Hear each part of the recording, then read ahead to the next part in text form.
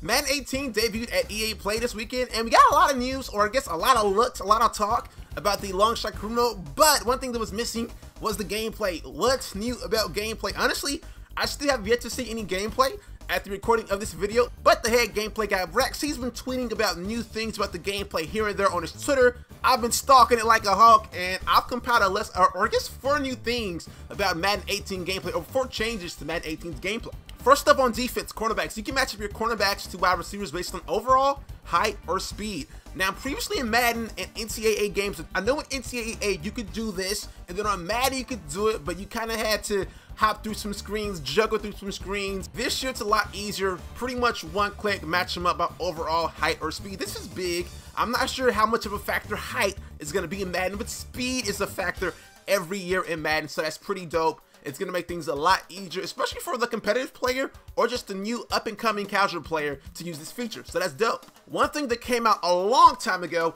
is there are going to be different styles of Madden: competitive, arcade, and simulation game modes. Now, one thing I heard about competitive is there aren't going to be any drop picks. You know, if you lurk a pass, you're going to pick that pass. It's not going to be some random drop animation. You're not going to be dropping picks that you think you should have gotten. If you made a bad read, you're going to get burnt for that bad read. In competitive, arcade, and simulation, I still haven't heard exactly what that is, and I still don't know which one Madden is on now. But once you get competitive, I've heard through the grapevine that if you throw a pick on competitive, if you make a bad read on competitive, and a defender can lurk it or a user lurks it, you're gonna get burnt. Next up on defense, wide receiver, defensive back mechanics. A lot of people have been calling for this to be in Madden for the longest. I remember like 4 years ago when I was out at EA, guys were asking, we need more wide receiver DB mechanics, and this year they finally got it. In MUT squads in particular, you can choose what your receiver does off the line of scrimmage, and I believe this is in every game mode. So the DB mechanics in particular, if you're playing MUT and you really want to lock somebody down with your DB, you can use these various mechanics to shut down your opponent's #1 receiver if that's what you like to do on defense.